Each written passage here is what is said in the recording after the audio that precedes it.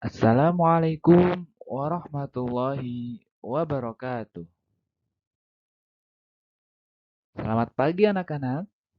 Bagaimana kabarnya hari ini? Alhamdulillah, semoga senantiasa diberikan kesehatan, senantiasa diberikan keberkahan, dan senantiasa diberikan kebahagiaan di tengah situasi pandemi ini. Alhamdulillah, alhamdulillahi wa kafa, wassalatu wassalamu ala rasulillahil mustafa, wa ala alihi wa sahbihi ahlus sidqi wal wafa. Wassalatu wassalamu ala Rasulillah wa ala alihi wa sahbihi wa man tabi'ahum bi ihsanin ila yaumiddin. Amma ba'd.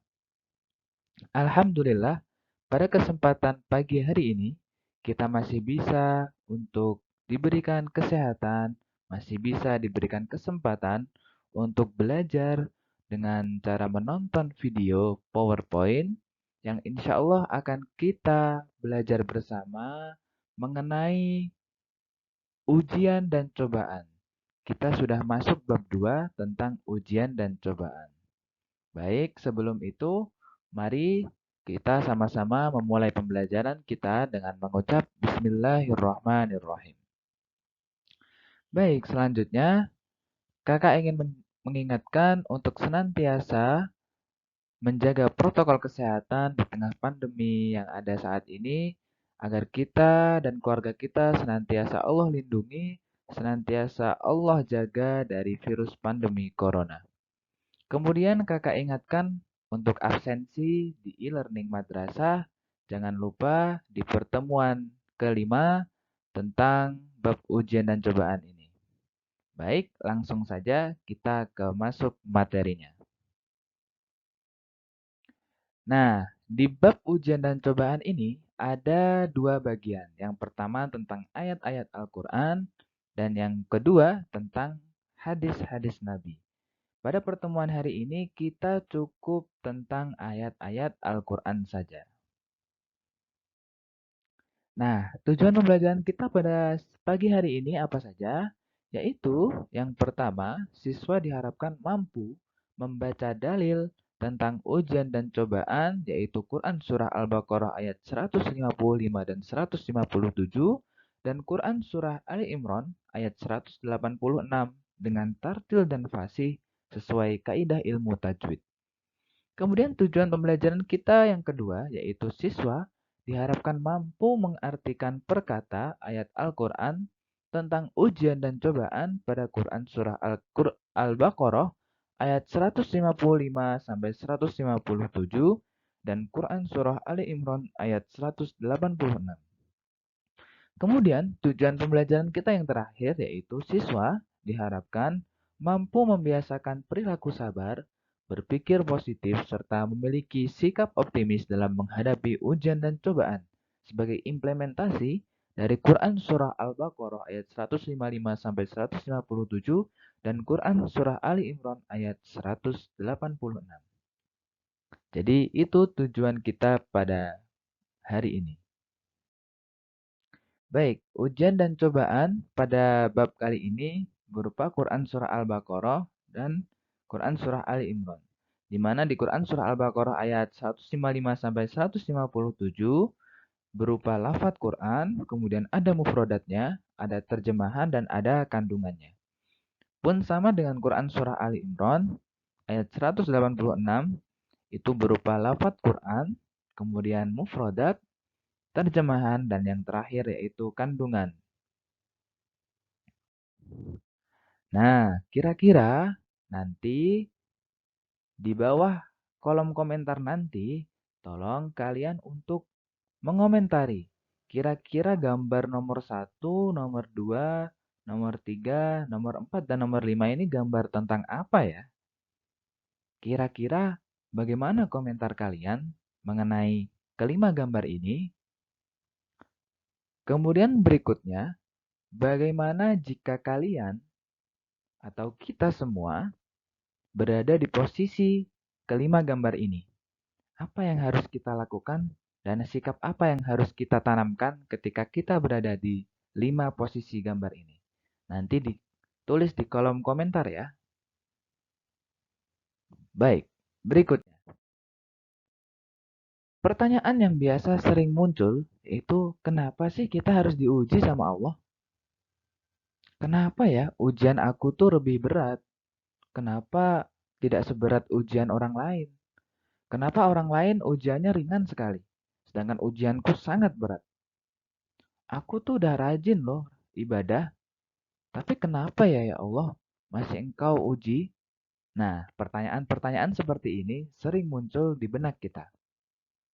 Jawabannya adalah ujian yang Allah berikan itu ingin menggambarkan kepada kita bahwasanya Allah itu ingin mengangkat derajat kita. Allah ingin menghapus dosa-dosa kita dan Allah ingin agar hambanya ini meningkatkan kelas surganya nanti. Analoginya, misalkan kalian saat ini kelas 12, kalian ingin meneruskan jenjang di perguruan tinggi, baik perguruan tinggi nasional maupun perguruan tinggi swasta. Atau mungkin di antara kalian ada yang ingin bekerja. Masing-masing universitas dan perusahaan ketika ingin merekrut orang, ketika orang ingin masuk di universitas itu, maka hal pertama yang universitas lakukan adalah melakukan ujian.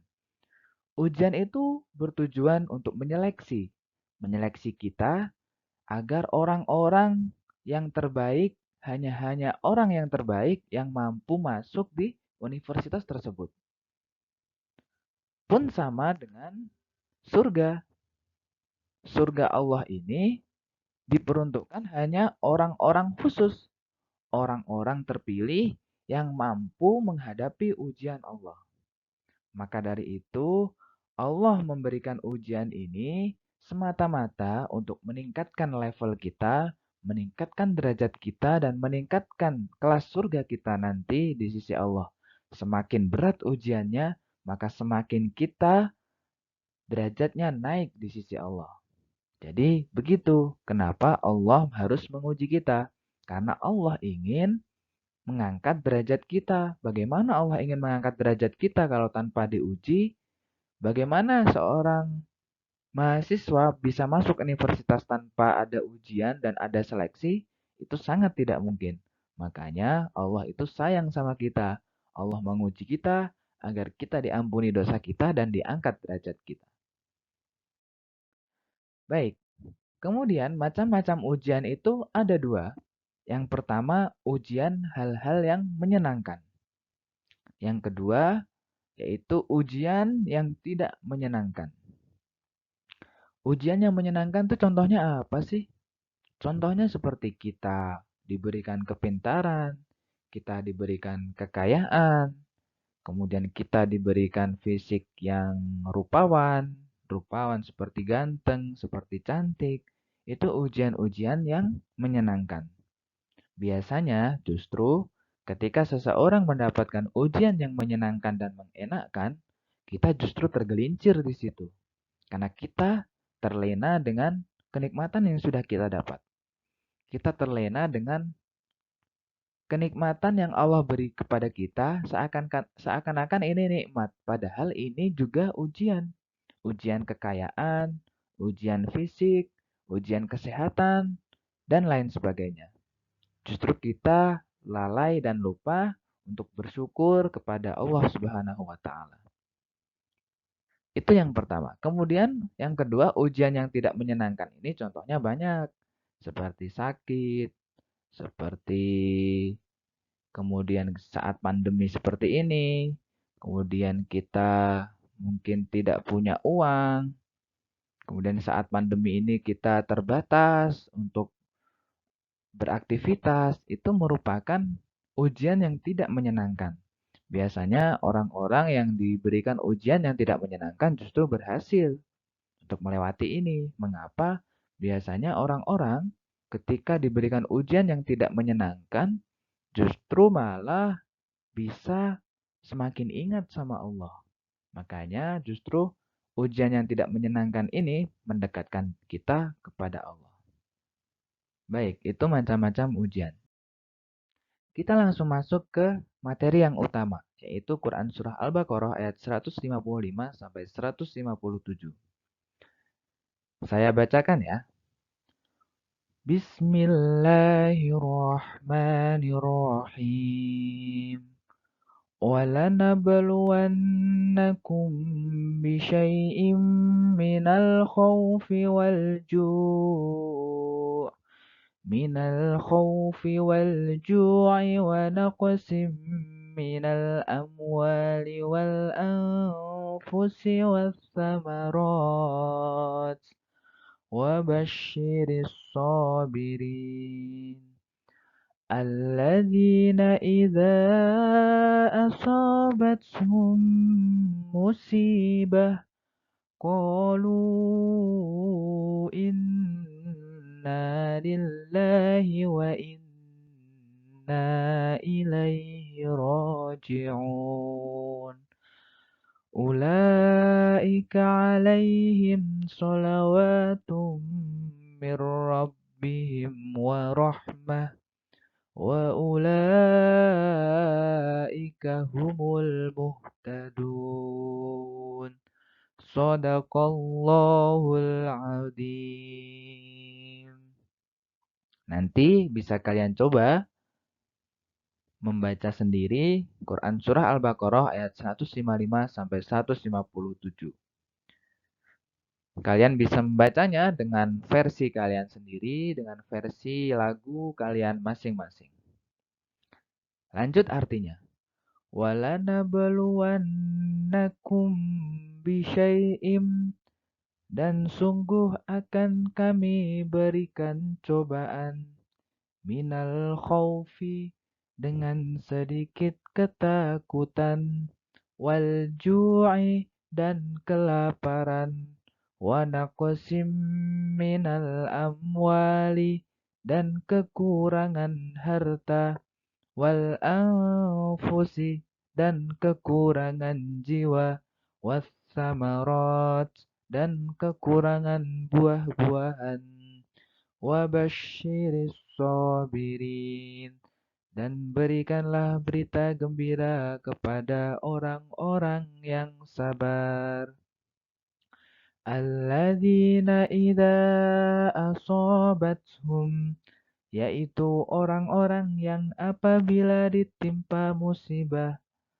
musibatun qalu inna lillahi wa inna ilaihi raji'un. Mereka mengucapkan inna lillahi wa inna ilaihi raji'un.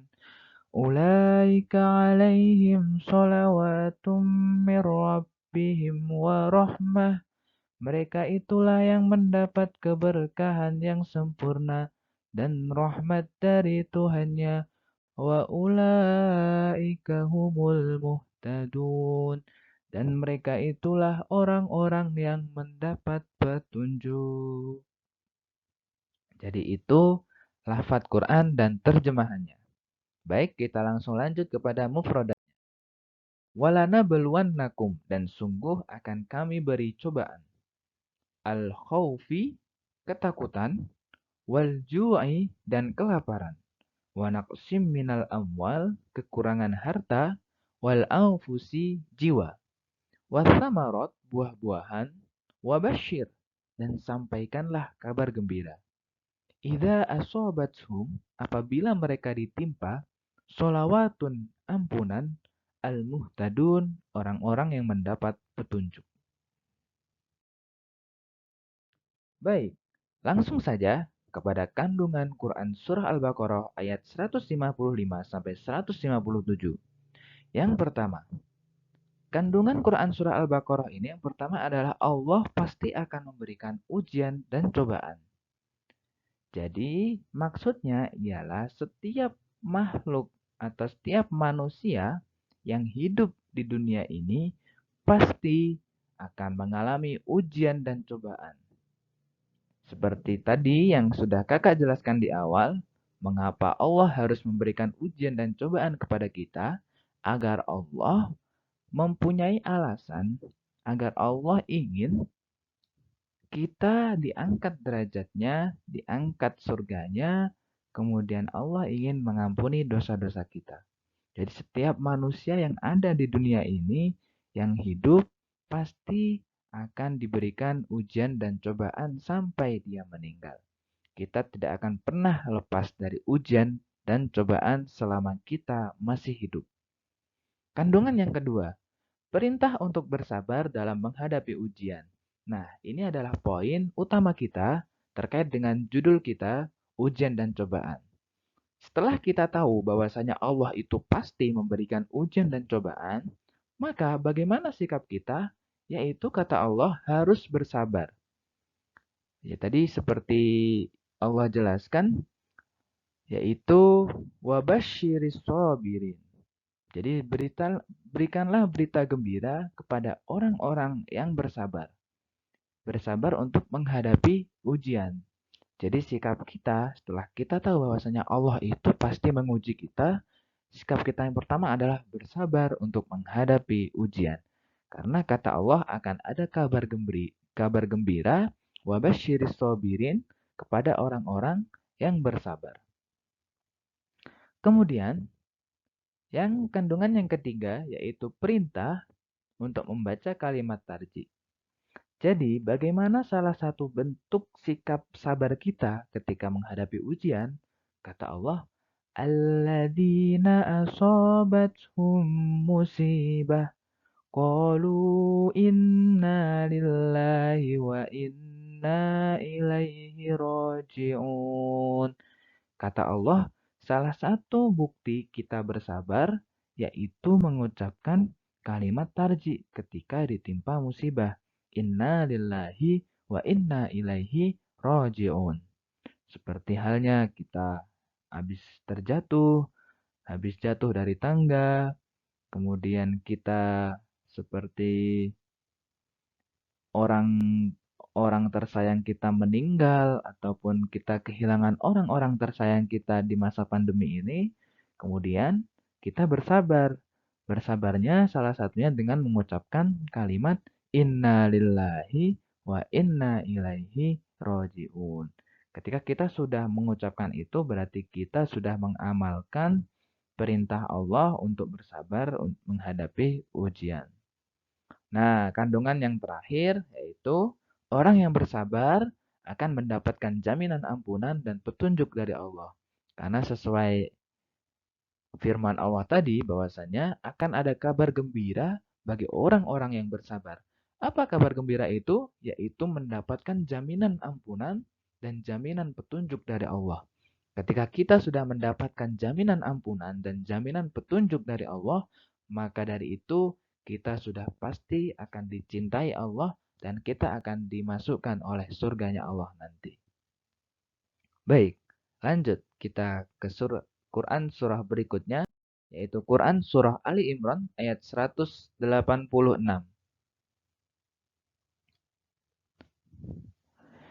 Baik, kakak bacakan. لتبلون في أموالكم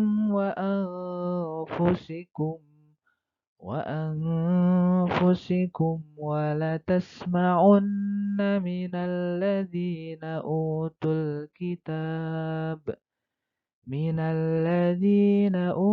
الكتاب من قبلكم ومن الذين أشركوا أذى كثيرا وإن تصبروا وتتقوا فإن ذلك من عزم الأمور. Yang artinya, latubelawunna, kamu sungguh akan diuji. Terhadap apa? Fi amwalikum, terhadap hartamu, wa anfusikum, dan terhadap dirimu. Wala tasma'unna, dan juga kamu sungguh akan mendengar dari siapa? Minal ladzina utul kitab. Mendengar dari orang-orang yang diberi kitab min qablikum. Orang-orang yang diberi kitab sebelum kamu. Wa minal ladzina asyraku, dan dari orang-orang yang mempersekutukan Allah, adzan katsira, gangguan yang banyak yang menyakitkan hati. Wa in tasbiru dan jika kamu bersabar, wa tattaqu dan bertakwa, fa inna dzalika min azmil umur. Maka sesungguhnya yang demikian itu adalah termasuk urusan yang patut diutamakan. Quran Surah Ali Imran ayat 186. Jadi di sini sudah sangat jelas bahwasanya Allah itu pasti akan menguji kita terhadap harta kita, terhadap jiwa kita. Jadi maksud wa anfusikum atau jiwa kita artinya ialah kita kehilangan orang-orang tersayang kita. Banyak orang yang meninggal seperti di masa pandemi ini. Waktu itu banyak orang yang mengantri untuk dikubur. Itu salah satu bentuk ujian dalam bentuk jiwa. Wa anfusikum. Kemudian ujian berikutnya terkait dengan wala tasma'unna minal ladina utul kitaba min qablikum wa minal ladina asyraku adzan katsira, yaitu gangguan berupa perkataan yang menyakitkan hati dari orang-orang yang mempersekutukan Allah. Jadi orang-orang yang kalau bahasa kita saat ini adalah julid, orang-orang yang suka nyinyir dan suka berkata-kata yang menyakitkan hati, itu salah satu bentuk ujian yang Allah berikan kepada kita. Tapi kata Allah, apabila kamu mau bersabar dan bertakwa, maka sesungguhnya itu termasuk urusan yang patut diutamakan. Lanjut mufrodatnya, yaitu yang pertama, latu belawunna. Kamu pasti akan diuji fi amwalikum dengan hartamu, wa anfusikum dan dirimu, wala tasma'unna dan pasti kamu akan mendengar utul kitaba diberi kitab azan katsira, banyak hal yang sangat menyakitkan hati. Wa in tasbiru jika kamu bersabar min asmil umur termasuk urusan yang patut diutamakan. Baik, langsung saja kita masuk pada kandungan Quran Surah Ali Imran ayat 186. Yang pertama, kandungannya ialah Allah pasti akan menguji hambanya dalam urusan harta dan jiwa mereka. Jadi sudah sesuai dengan kalimat yang pertama tadi sebelumnya, bahwasanya Allah itu pasti akan menguji kita selama kita masih hidup sampai kita meninggal, menguji baik urusan harta, kita kekurangan harta, kita banyak hutang, kemudian kita punya banyak cicilan dan lain sebagainya. Ini salah satu bentuk ujian urusan harta. Dan ujian berupa jiwa, yaitu banyak orang meninggal, orang-orang terkasih dan orang-orang terdekat kita meninggal dunia. Kemudian kandungan yang kedua, Allah juga menguji umat muslim dengan fitnah, cacian, hinaan orang yang terdengar menyakitkan hati. Jadi ketika kita diberi cacian, kita mendengar hinaan, kita mendengar fitnah dari orang lain yang sangat menyakitkan hati kita, itu juga salah satu bentuk ujian yang Allah berikan kepada kita. Allah ingin mengangkat derajat kita melalui ujian cacian dari orang-orang yang tidak suka dengan kita, hinaan orang-orang yang tidak suka dengan kita. Allah menguji melalui itu agar kita mungkin bisa mengangkat derajat kita di surga nanti, dan Allah juga ingin menghapus dosa-dosa kita. Jadi salah satu bentuk ujian adalah perkataan yang menyakitkan hati dari orang lain. Nah, yang terakhir yaitu perintah untuk bersabar dan bertakwa kepada Allah dalam menghadapi ujian dan kesulitan. Nah, macam-macam sabar itu yang pertama ada sabar dalam ketaatan. Nah, sabar dalam ketaatan itu bentuknya seperti misal kalian kalian sedang memulai untuk melakukan sholat duha atau sholat tahajud.